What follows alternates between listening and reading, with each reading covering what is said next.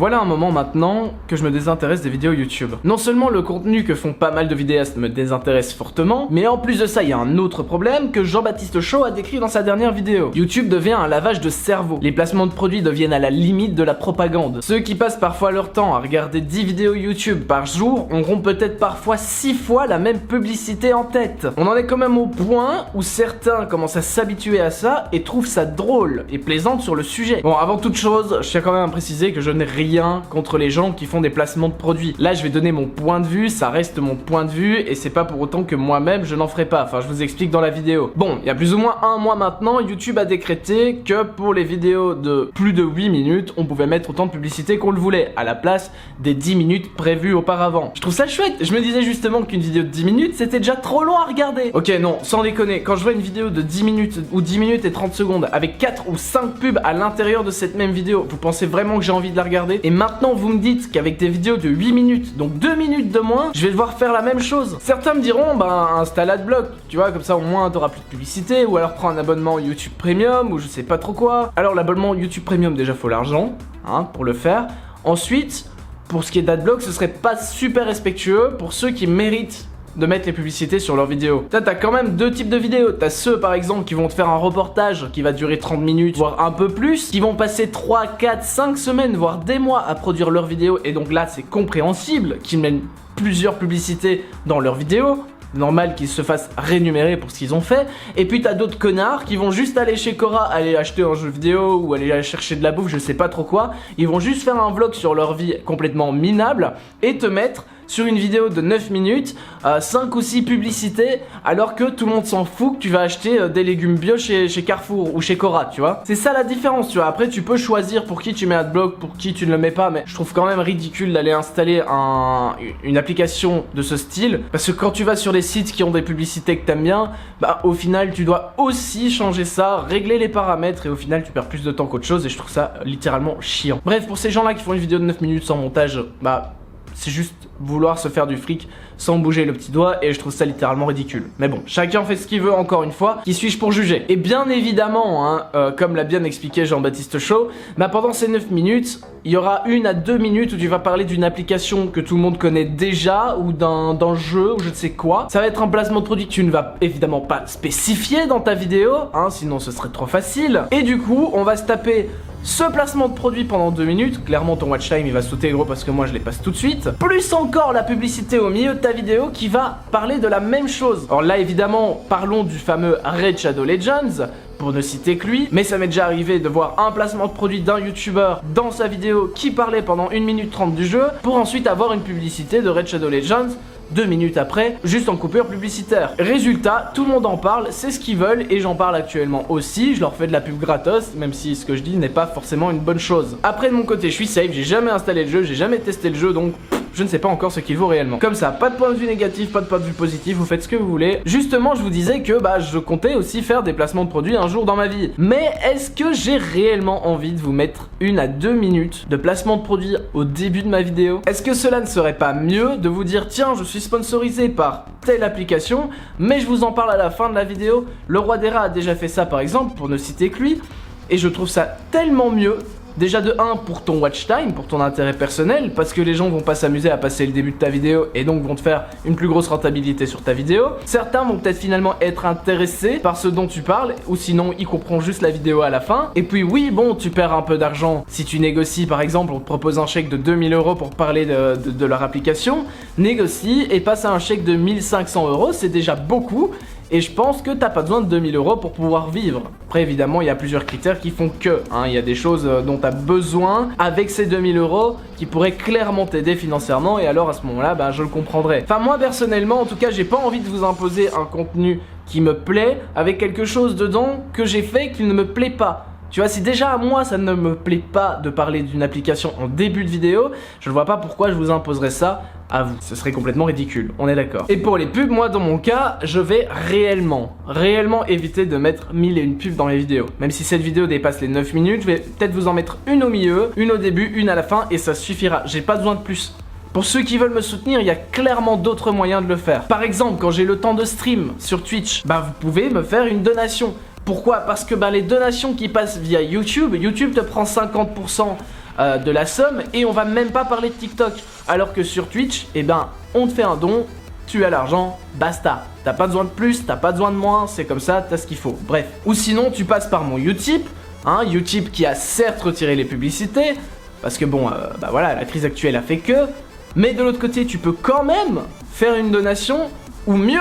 Et ça m'intéresse, parce qu'au moment où j'ai écrit cette vidéo, eh ben, j'ai confectionné une tasse exprès pour vous. Alors pour l'instant, il n'y a pas grand chose sur la boutique, mais au moins, vous me faites une donation, vous achetez un produit qui représente sous, tout simplement, hein, avec par exemple cette image pour le stickers, donc stickers de Ella, ou encore cette image avec Raycoon sur la tasse. Après tout, Raycoon reste quand même le seul personnage original de cette chaîne, hein. Et là, du coup, vous avez quelque chose en échange, et moi, je suis soutenu sur le côté. Et là, je trouve ça intéressant. Et si vous trouvez le prix de la tasse un peu élevé, dites-vous que sur le prix que vous allez payer, moi je ne toucherai que 5 €. À l'avenir, je vais essayer de faire plus de produits, mais n'hésitez pas à me dire, tiens, en commentaire, quel genre de tasse vous voudriez voir apparaître dans la boutique, ou même des t-shirts, ou je ne sais quoi. Dites-moi un peu ce que vous voudriez voir, qu'est-ce qui vous intéresserait.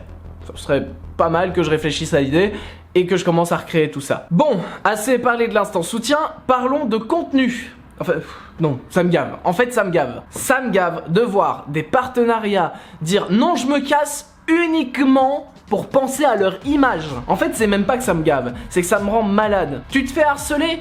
Ah non mais attends, nous on pense à notre image, tu te prends une vague d'harcèlement, même si t'es la victime, ça le fait pas pour nous, hein, on veut pas te représenter. Allez hop, ça dégage. T'as un point de vue qui fâche certaines personnes, ils disent que t'es de droite alors que c'est peut-être pas du tout le cas, ou que t'es un facho, un tweet suffit et le partenariat, paf paf, il est fini. Bah oui, les partenaires, ils cachent bien leur jeu, hein, faut pas croire.